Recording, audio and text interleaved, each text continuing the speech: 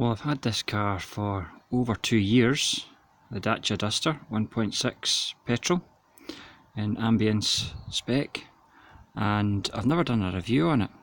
So we got it from brand new in March 2017 and it's now done nearly 24,000 miles. Just going to do a quick walk round review of it today, and then later on we'll do a driving review. So this is the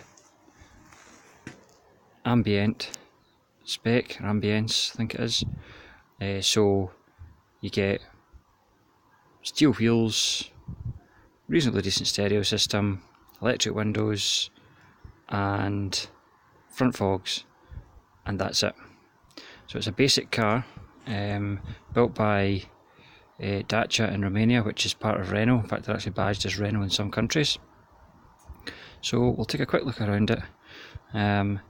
Remembering this is a cheap car, it's £11,000, brand new, so it's quite a lot of car for the money, but you have to go into the ownership of one of these with your eyes open.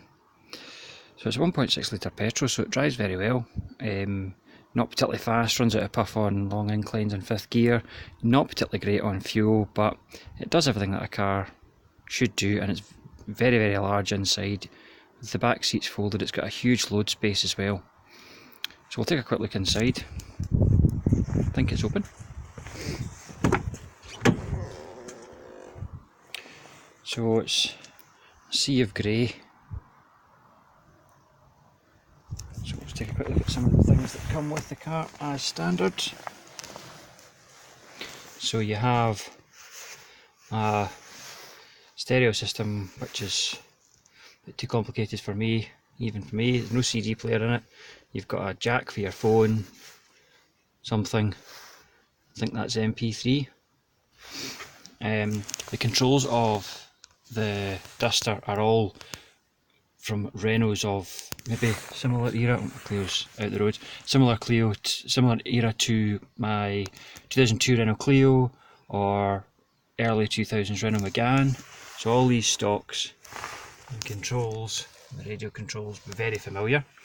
Horn is on the end here, which is very inconvenient because you go for it when it's there. Pretty basic, no temperature gauge. Get a rev counter obviously. Front and rear fog lamps operated by here. Basic heating system, does the job. Heated rear window. Now because it's one of these newer cars, you've got an eco mode. I would not recommend using that because the car just has no power at all when you're using it. That's to switch the stop start off, but I've got used to it, so that's fine. I'll take a look at the rear compartment. Now apologies, this car is maybe a bit of a tip inside, but it is a working family car. So lots of legroom in the back. Plenty of room for 3 people. So some of my son's possessions. Plenty of room there. And the boot is huge and it's a great shape as well. It's really cuboid in shape. Apologies for some bags in here, but you can see it goes, if I can get it lightened, and it goes all the way to the back there. So the parcel shelf can be completely removed. Split folding rear seat as well, but it is very, very big. Excellent boot space.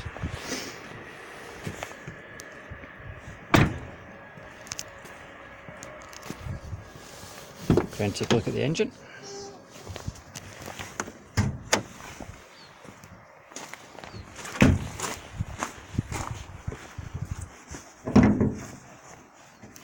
So put the camera down a minute.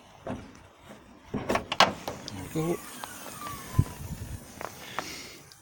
So this is a Renault Nissan chain driven 1.6 litre engine.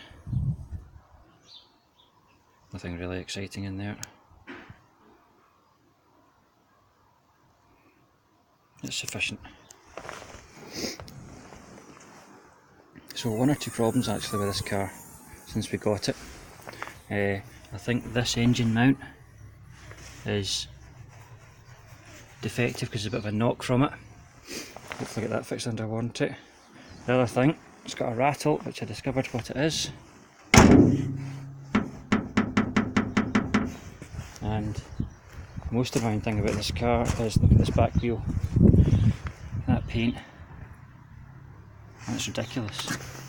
That's just all flaking off. I've washed this car by hand ever since we got it with a sponge, water, soap. So that shouldn't be happening. So we're going to get that done under warranty as well. They come with mud and snow tyres as standard as well, which is nice.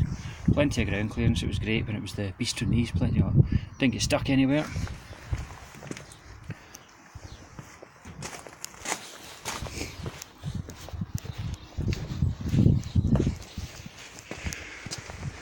So overall, it's been a great car. Got it in finance for 5 years, so I've got another 3 years left to go, but that's fine. Also got roof bars as well for extra luggage on top. I think a lot of it is based on the Renault Clio, which is that era of Renault Clio, 172, but not had confirmation of that.